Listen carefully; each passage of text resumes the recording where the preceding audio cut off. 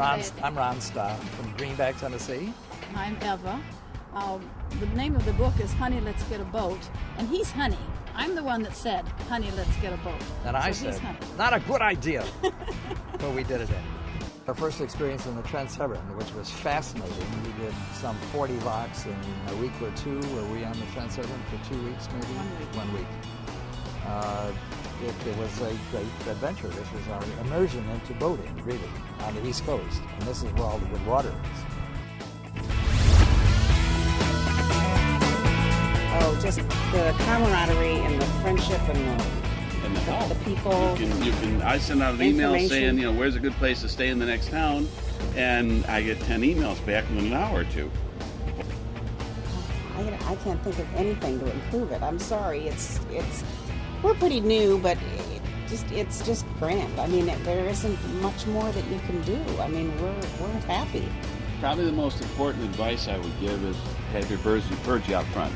People will stop, they will knock on your hull, and they'll introduce themselves. So the loopers are very friendly and very helpful. That's a pleasure.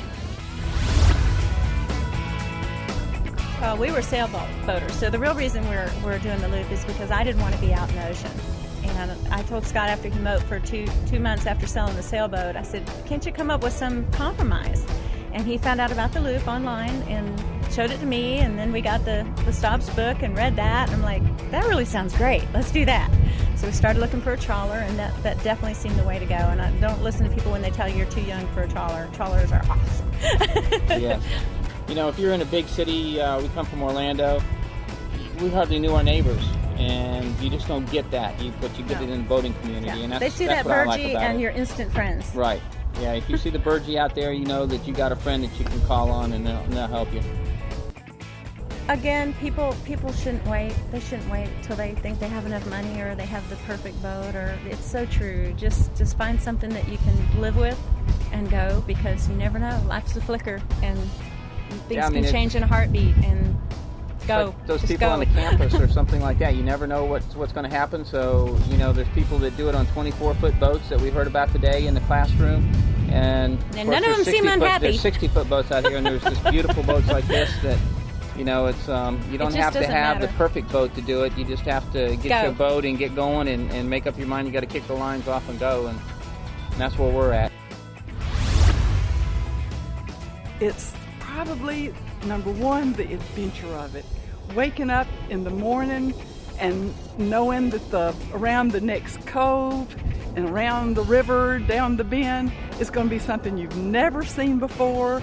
And we've had such great adventures, and we've met some colorful characters, and things happen to you that just would not happen at home. So it's all about the unknown, the unexpected, and the thrill of meeting new people that have the same passion for exploring. And I thought I was such a scaredy cat before this started, but somehow it hasn't been scary at all. It's been fun.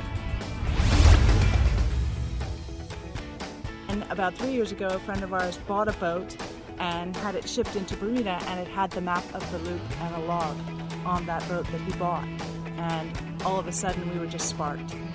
If you can do it now, do it now. And so we decided this was the best time for us to do it. We got our business in order, and here we are, ready. We're first-year members. Had we been smarter, we would have joined 7 years ago when we got the boat. It's the camaraderie, the networking, the knowing where to anchor, what marina, where to get the cheap fuel.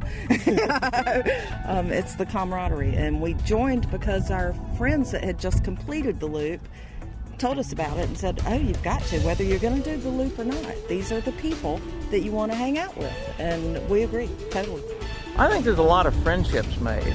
There's a lot of friendships made on the water, but there's also a lot of friendships made during the rendezvous, and people gravitate toward those kinds of associations where they say, hey, how's it been? It's good to see you again. And it's camaraderie. That's what it is. Plain, pure, and simple. I think the familial nature of this organization is really vital. We have been Ma and Pa Looper. I think we have fostered a family relationship. We love and respect these people. I think they like us as well. They love each other. There's a real tie that binds them together. This is a great network of people who share their lives, their information, the resources. It is just a lovely group of people. The people are just unbelievable. It's just been a wonderful experience. Really, really special people. And they're so enthused about the association that you can't help but get enthused with them.